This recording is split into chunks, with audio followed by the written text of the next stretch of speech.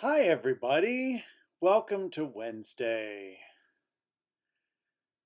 This has been a week. My, unfortunately, the father of my department chair passed away on Monday, and as a result, I've been having to fill in for all of his duties over the course of this week, which includes planning for an in-service day on Friday. So it turned my week into something more than I was expecting it to be. But it's all good. It's all good. So here we are, Wednesday, gaming. Tonight, the main sort of object of tonight is to dig a little deeper into some of the design slash planning aspects of the game projects. There's going to be sort of two main topics for tonight. One is going to be taking a look at a handful of ways that games get classified in terms of what kind of play takes it follows and things like that. And the other main topic is looking at this idea of flow charting a game um, to allow you to develop the rules of the game or develop the rules and the flow chart at the same time as ways to kind of double check each of them and make sure that that the rules are going to work and that you're not missing something that is going to be important in order for your students to be able to play the game. So those are going to be the two main things tonight, both of them related to the actual design of games, because the next step with the game projects, assuming that your group has its instructional design kind of foundation ready to go, is going to be to start actually developing the game, developing the rules of the game, start to think about what materials are going to be needed for the game, how the game is going to be played, et cetera, et cetera, et cetera. So that's going to be mainly the work of the next couple of weeks. So that's why we're going to talk about that stuff tonight. But before we get there, just a little bit of time just to check in with how things are going. I got a chance to look through all of um, the first Scratch mini projects. And I don't know if you get a notification or not, but basically I leave a comment. If you go to the homepage for your project, there's a place for people to leave comments. And I just used that. It looked like pretty much across the board, everyone had a really good handle on that mini project. Since the second mini projects were sort of technically due tonight, over the course of the next week, I'll do the same thing with those mini projects and just kind of check in on them. Most of what I'm looking for is just that all of the technical elements work and that the programming in the background kind of is set up the way that it's supposed to be set up.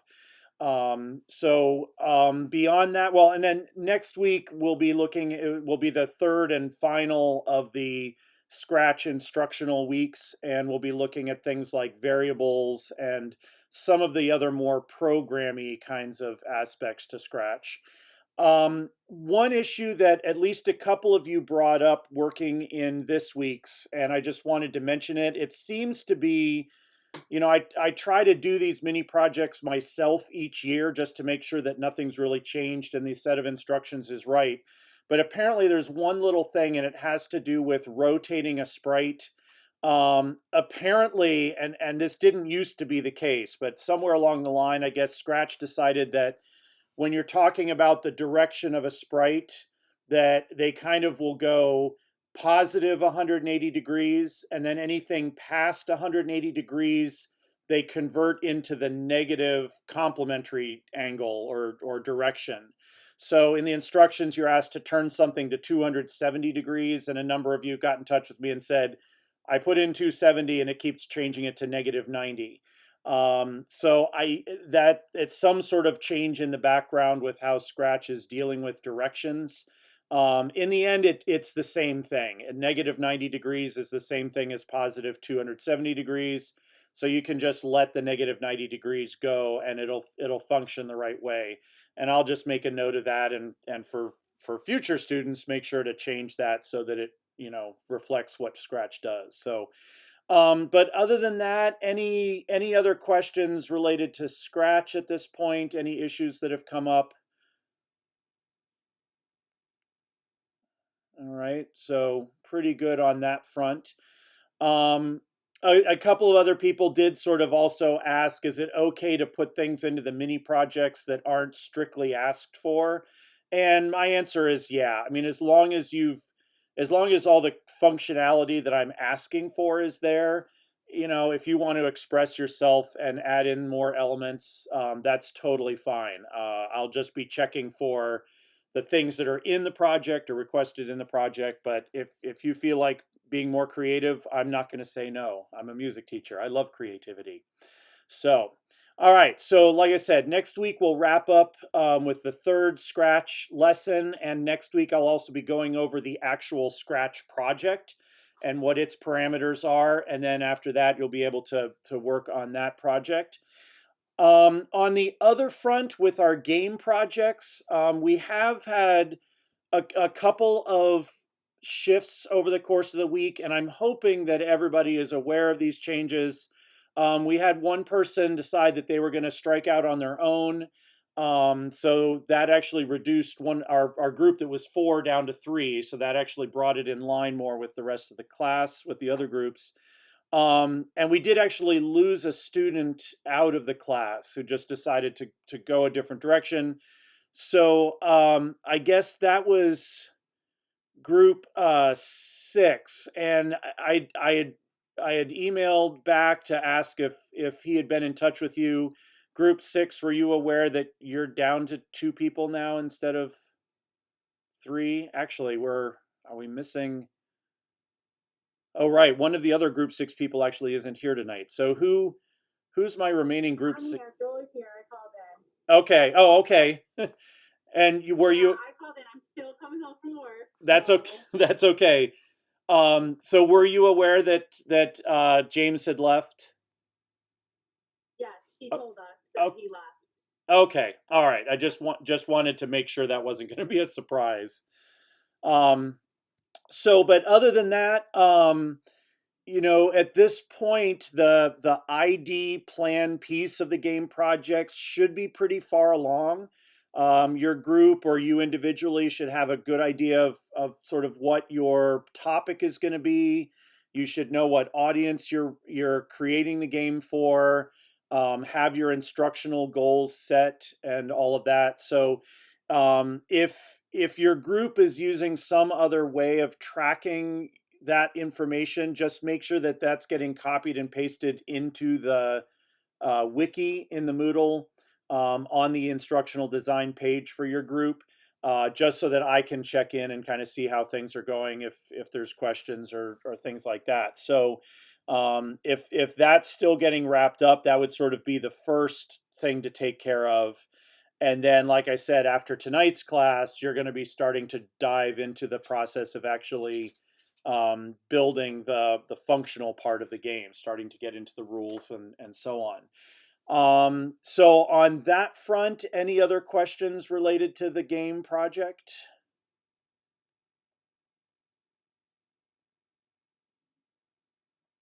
All right. Seems like things are quiet there. All right. So let's get into these design questions for the night and kind of figure out what's going on with them. Um, yeah, so let me go here and do a little sharing. Share this. We'll jump over to the Moodle here. And this is just the objectives, the overview page. So I'm going to go over to game design questions. So this page is actually in the game wiki. If you click, when you go into the main homepage of the game wiki, there's the thing that's like, what is a game? And if you click on that, all of this information is in there. So if you need to refer back to what any of these concepts mean or what they're about, you can always go find that on the wiki page too. So these are just basically going to be a series of questions or of considerations that your group is going to have to address as you start to sort of zero in on exactly what kind of a game you want to create. I've got the basic information about what each of these is. Maybe one thing that I'd like to discuss tonight or get your thoughts on is for several of these, sort of what instructional impact would different choices have based on these? In other words, how is there any reason I would want to pick a perfect informational style over an imperfect informational style?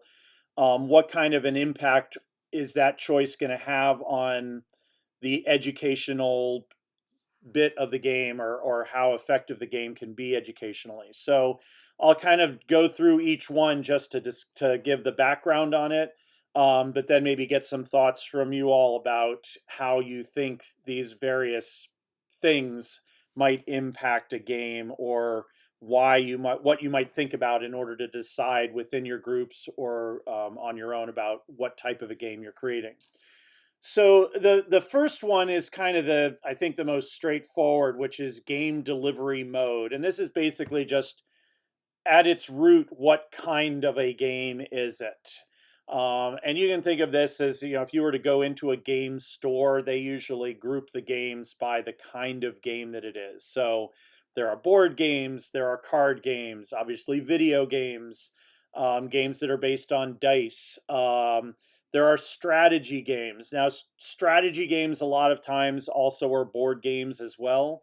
But you're just kind of thinking about, like, physically, what is the kind of game that this game is going to be.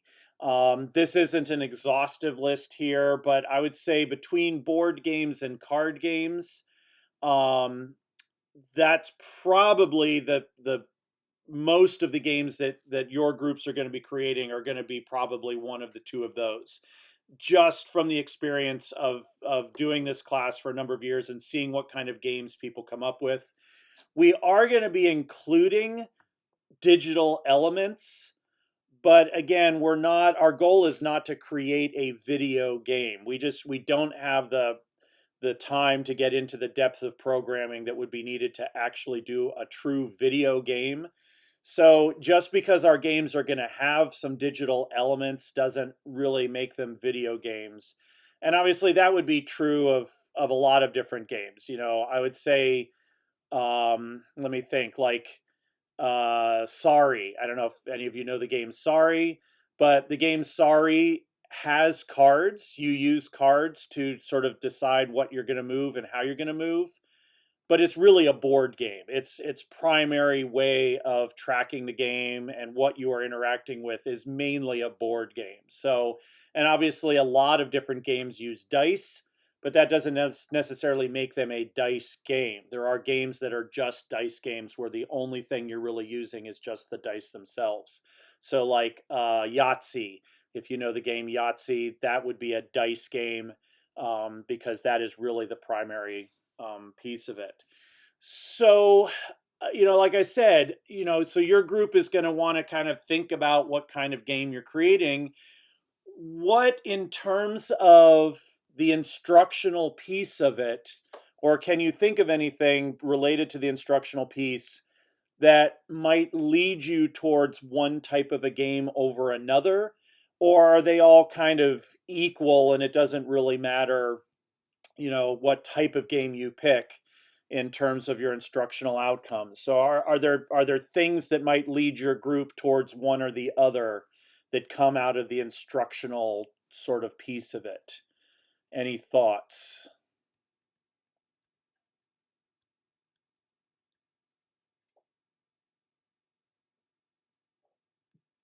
I'm sorry, can you repeat that? Sure. Yeah, I was realizing maybe I didn't really explain that well. So let's see. So your group has to make a decision about what type of game. So let's just take three of these and say it's going to be a board game, a card game, or a dice game. Okay, just to have a smaller group to work with. So it could just be sort of random decision. Just, oh, I think it would be fun to make a board game.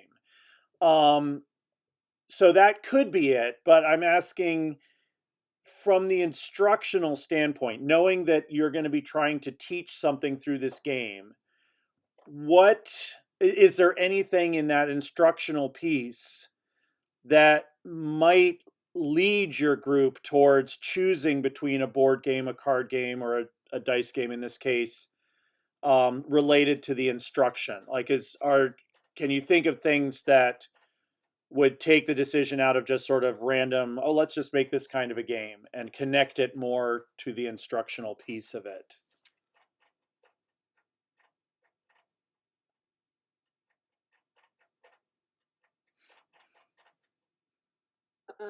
I can think about mine. Yeah, yeah, give it. Yeah, just throw anything out there. We'll get the ball rolling Sure, somehow I'll rip here. the Band-Aid off.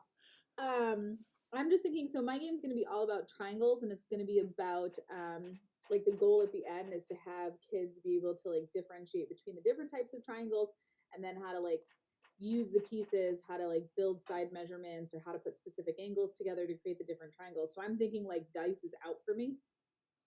Okay. So I'm just thinking that I have to go more like board or cards, like maybe have cards that have different angle measurements or different side measurements, then they have to kind of create. So like as I'm looking at this list, I was able to like immediately be like, I can't use dice in any way, shape, or form. Okay. All right. So maybe the instructional outcome, the kind of result you're trying to get out of the students might influence this. What about like age of the students? Is there anything in terms of your audience that would lead you towards one or another? Is that too much of a leading question? I know with my third graders, we use dice a lot for like multiplication facts and things like that. But I feel like if you added an element of like a game with dice that also has extra rules, I don't know. I don't know if my third graders would really get dice. Oh, I think they're more prone to like a board game slash card game because there's more visual to it. I feel like the visual aid would help that age group personally. sure. Yeah, and I guess that's sort of the direction I'm looking in, is especially for this. I mean, here we're mainly talking about the physical aspect of the game. So, there's a reason that so many kids games are board games, because you can put a lot of information into a board that can help them understand where they're going in the game and so on. Card games to an extent, but if you think about it, card games, the information gets sort of more and more abstract, and usually you're having to combine cards in certain ways, and that might be more tricky for younger students, say.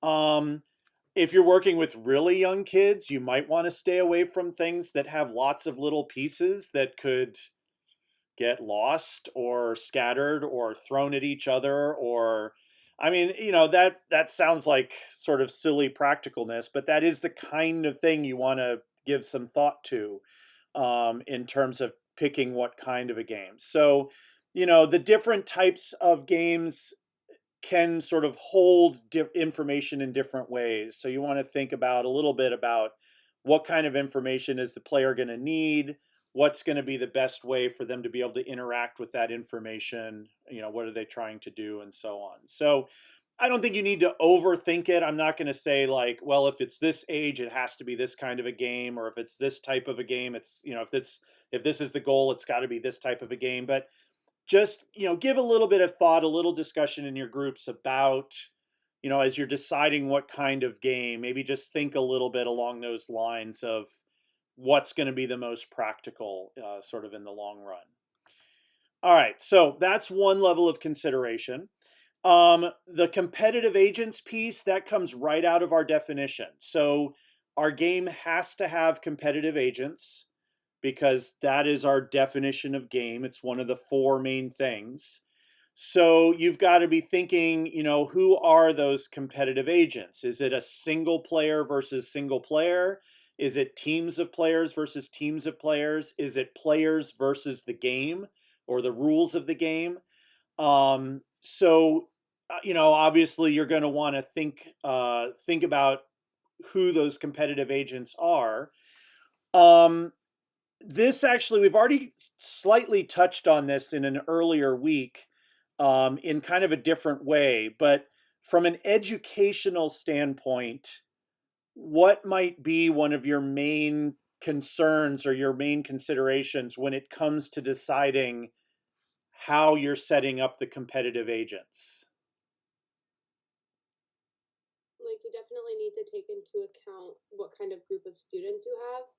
Because I know for myself personally, I work in the residential treatment center, so these kids, they get along for the most part, but they definitely don't get along all the time, and they do have some behavioral issues. So I think maybe for me, a kind of player versus game thing where they're all individually competing against the game to win might be better than having them compete against each other. I just think there might be tension with a game like that where I work. So I think it just depends on your group of students and just assessing their, I guess, how they get along with each other. Yeah. Does anybody want to go off of that? Add to that? I was thinking that one thing I'm gonna, think more about is being sure that however it's played, like everyone is involved, or like if it's not like a group of students where like one person can really be in there and everyone's kind of just like hanging back. Um, yeah, or like a whole group type game where like some people are kind of on the sidelines for like a moment. That's what I was thinking. Okay. Yeah. So I guess the word that comes up is the loser, right? The implication is that anytime you have competition, that there is a winner and a loser. So you want to think carefully about how that dynamic is going to impact the game. And this is maybe the biggest place where the general goals of instruction and education kind of conflict with the general goal of a game, which is to determine a winner and a loser. We want all the students to come out of the experience having learned whatever needs to be learned, whether they win or lose. Um, but yeah, you have to think about your students and how will they deal with that.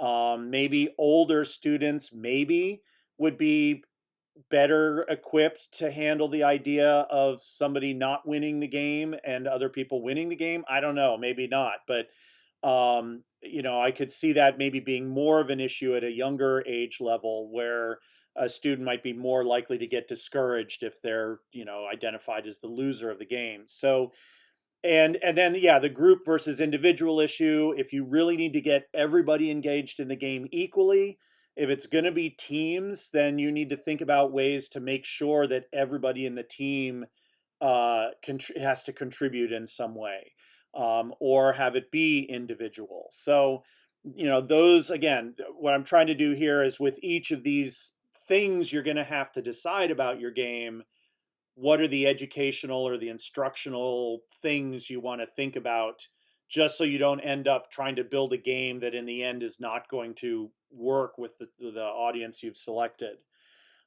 So just that one takes a little thought and it takes a little creativity. We have to have competing agents. There has to be an end game.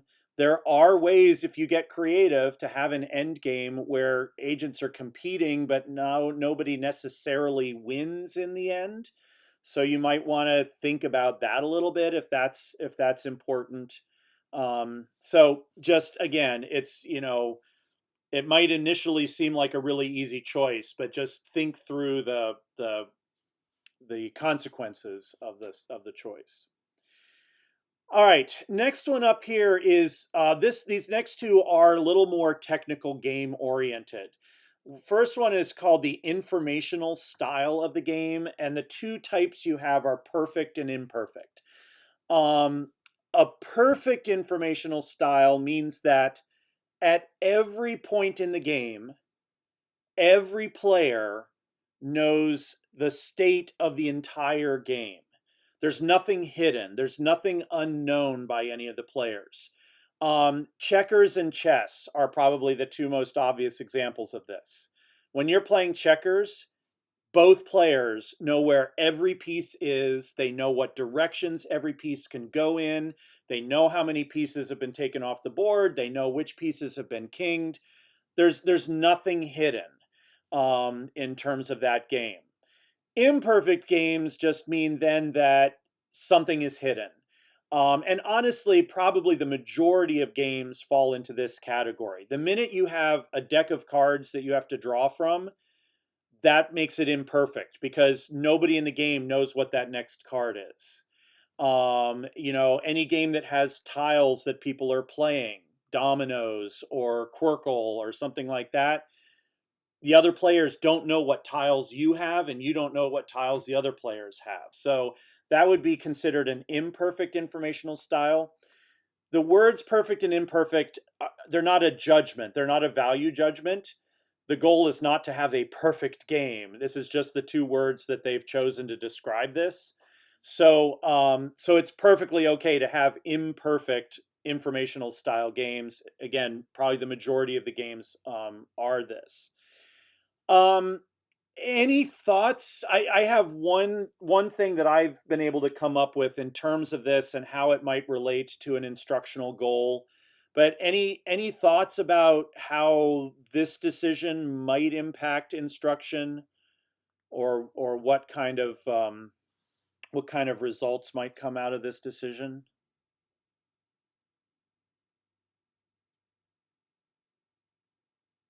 I'm just thinking about my game again, obviously, selfishly. That's okay.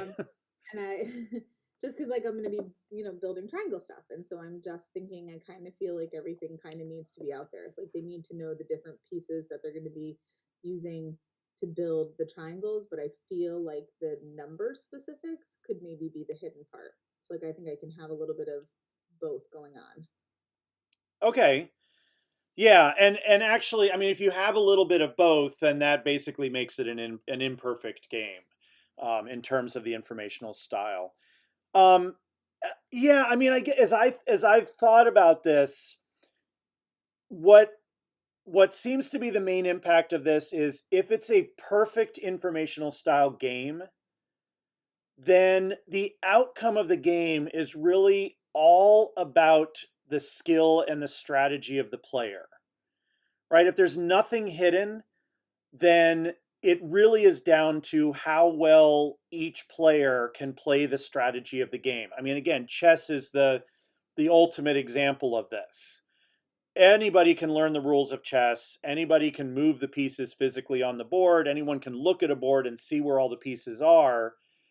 The person who wins is the one who can execute the strategy of the game better. And from an instructional standpoint, and this maybe ties a little bit into the previous one, what that kind of does, I think, is it's going to favor the students who kind of have the better strategic skills, who can kind of visualize where the game is going to go more than another student. And that may or may not be a good thing. If you want to level the playing field a bit, imperfect games, basically what you're introducing is an element of randomness, particularly if it's something like a deck of cards they're drawing from or something like that. And what randomness does, for better or for worse, is that it does kind of even out the odds for the people playing. So you can have two people playing who maybe have very different abilities in terms of a skill level or an understanding of strategy, but you could have the game still go either way. Again, to go back to the sorry game, is I can have the best strategy in my mind about how I want to bring my players out and move them around the board and all that, but depending on what card I draw, that could suddenly turn the game around and give my opponent an advantage, even if they maybe don't have the same strategic thinking that I am thinking of. I think a lot of games that are designed to be played by families fall into this for that reason, so that you can have young children and adults playing together without the adults necessarily feeling like they have to intentionally lose the game so that their child has a chance of winning. Um, so that maybe, that again, that sort of ties into the competitive agents, is that might be a way to kind of level the playing field a little bit, is if you do take some of the elements and make them hidden or make them random, um, just to introduce that to kind of the level the field a little bit. I'm not saying perfect games are bad, and you may have, especially maybe if it's a group of people versus the game, then maybe a perfect style would work a little better, because then it doesn't really matter, because it's just the person or the people versus the game. So just think about that. But in all likelihood, if history bears this out from seeing again the games that people have come up with over the years, the majority of your games are probably going to fall into the imperfect category. But now maybe understanding that you can maybe use that imperfectness to maybe help address issues of different skill levels or different abilities or things like that. So just something to keep in mind. Um, the next one is developmental style, progressive versus repetitive. And most games, in fact, I'd be hard pressed to think of a game that isn't in some way turn based or round based. The idea behind a repetitive game is that basically every round of the game plays under the same rules.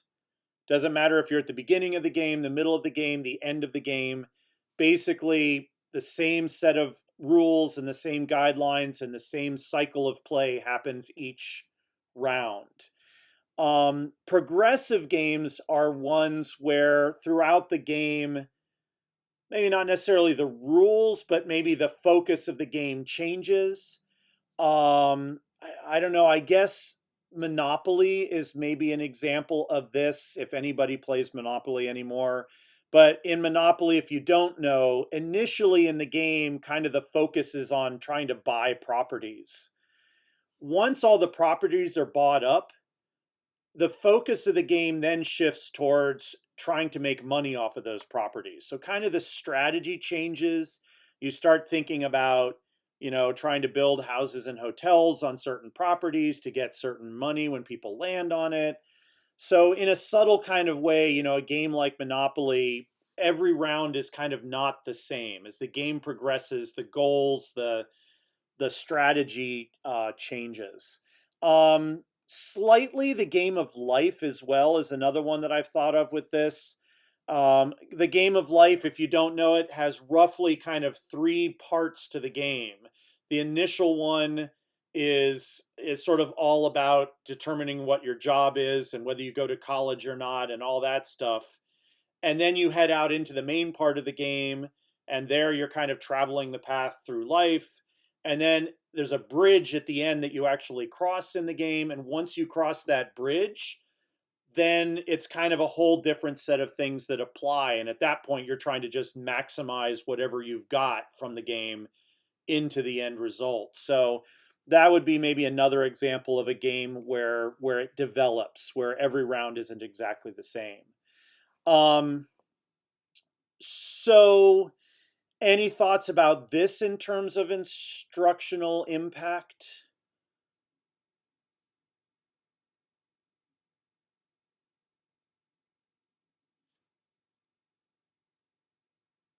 I'm just thinking that it's probably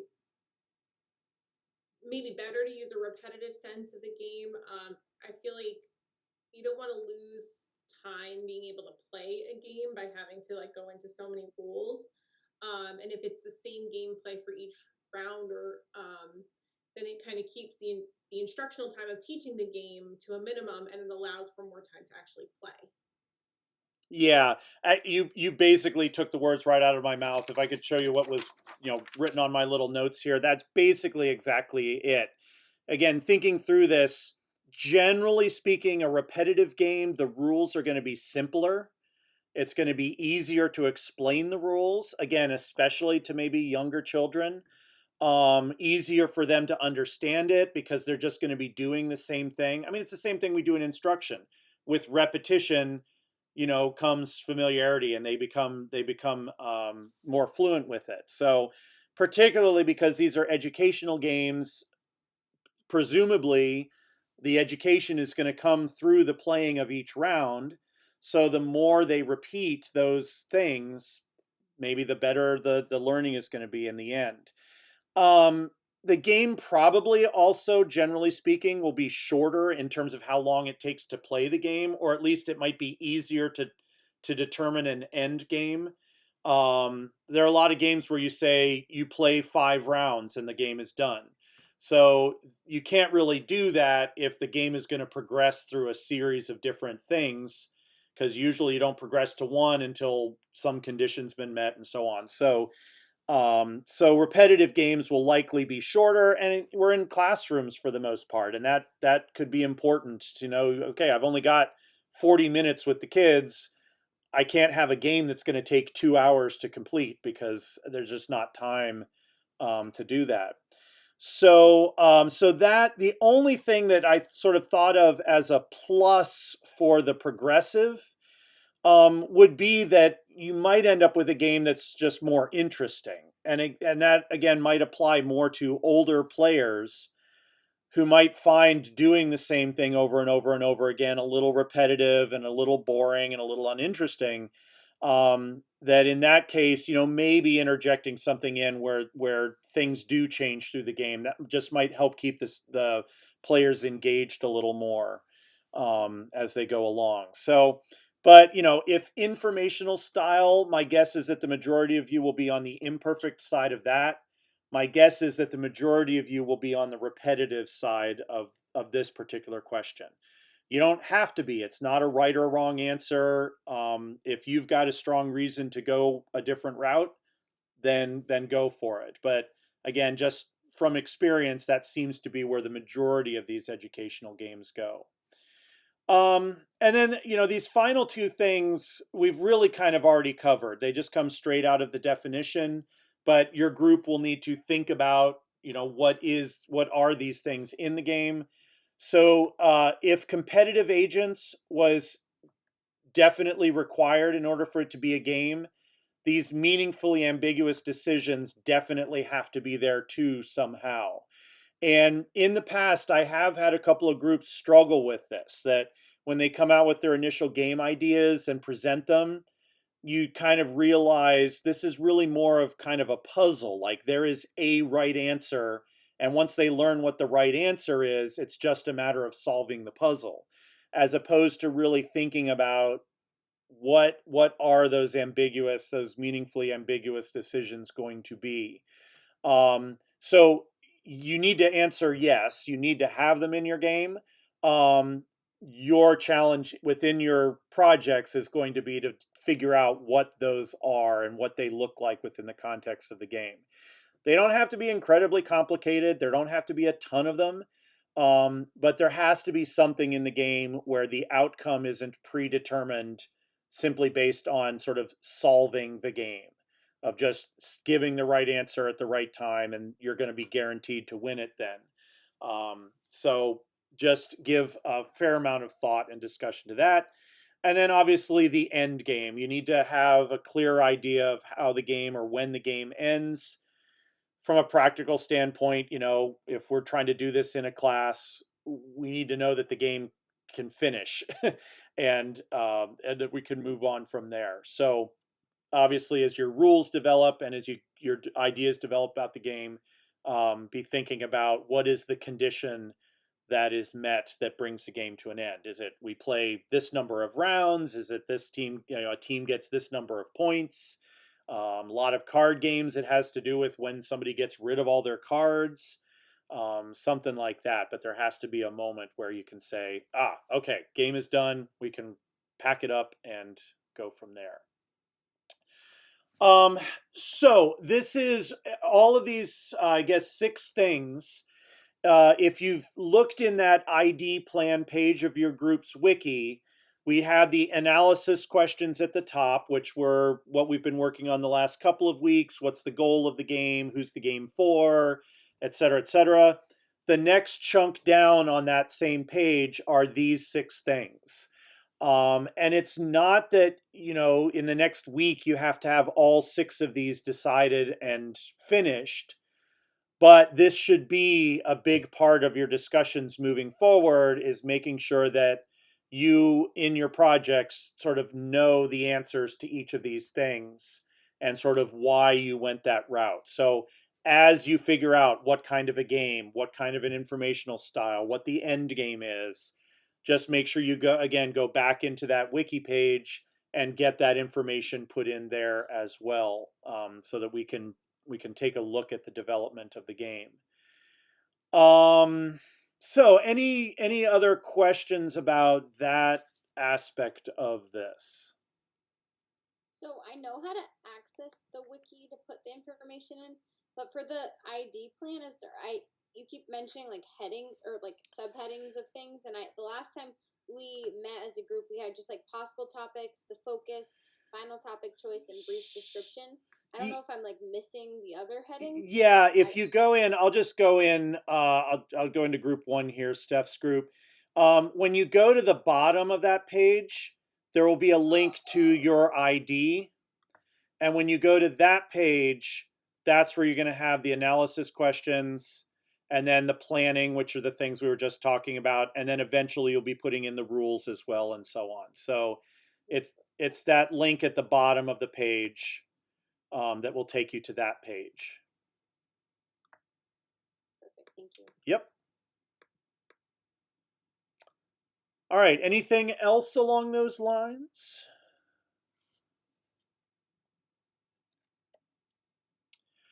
All right, well then let's actually give me one moment. I'm going to do something really quick here, just because I know I'm going to kind of go through everything tonight and then leave some time at the end if groups want to stay and meet in a breakout room just to have some discussions. I'll stay as long as any group wants to. You don't have to. But I'm going to kind of go through everything first. So in the interest of making sure that these videos that I post on the Moodle are not an hour and a half long, just give me a second here. I'm going to put a quick